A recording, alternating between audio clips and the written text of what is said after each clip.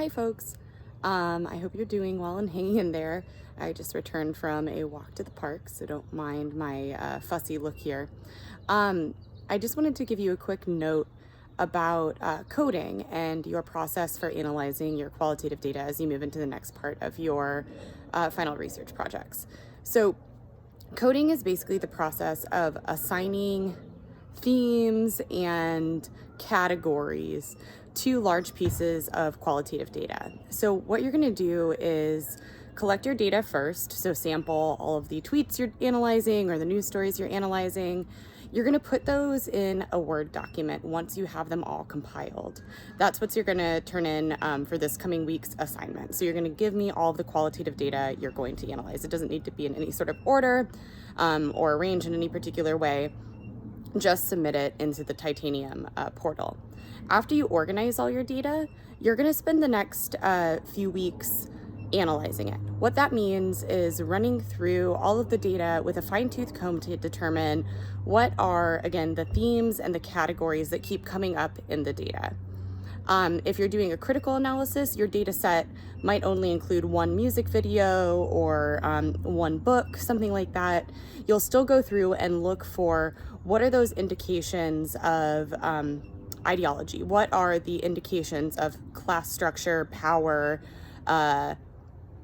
financial influence, gender, sexuality, race, social class, etc. So for critical analysis, you're going to look for indicators of ideology and you're going to code them thematically throughout the data.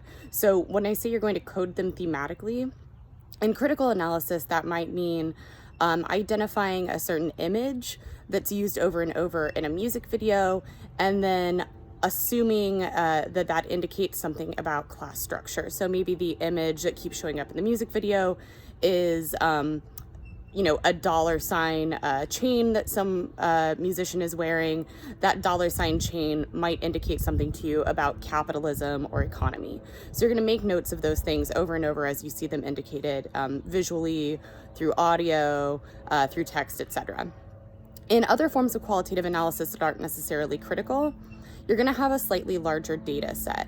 What that means is that you might have 40 tweets or 20 news stories or something like that. When you go back and look at those tweets and news stories, you're going to look at them as an aggregate. So you're going to read all of them at once over and over, and you're going to look for themes or categories that pop up in different, again, tweets or news stories or whatever your object of analysis is.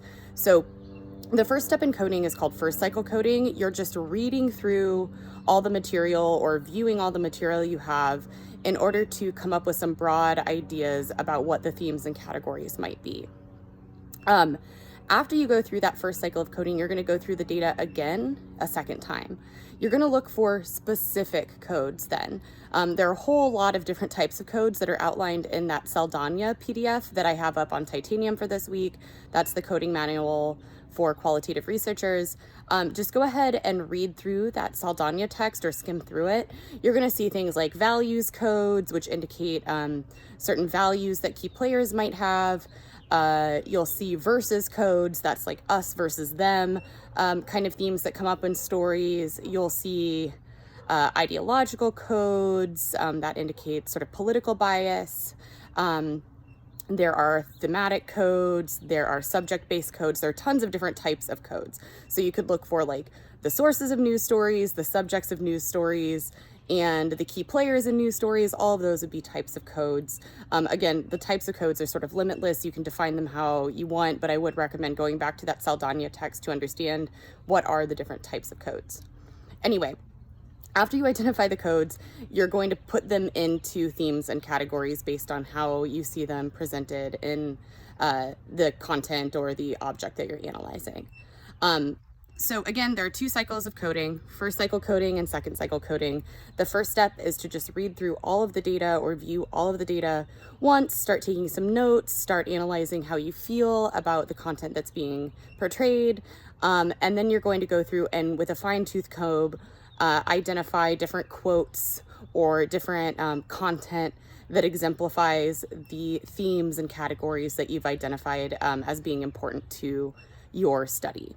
So for my own research, for instance, a code that I often come up with is a versus code based on sex workers versus legal authorities. So sex workers versus legal authorities is the code that I often use, and I find it in many different news stories about, for instance, Craigslist, which is often the object of my studies. So you can email me with questions about coding, or you can set up a call with me if you want some direction with how your own study will look.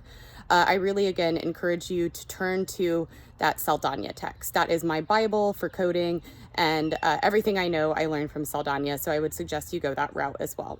Nothing needs to be perfect. This is a graduate seminar. This is a pandemic, but I do expect you to take a stab at the coding process and come up with those themes and categories that describe your research as a whole.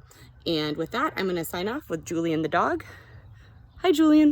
I'm going to say hi. Hello, puppy. Oh. Okay, guys. Hope you're having a good week, or as good as possible. Take care. Bye-bye.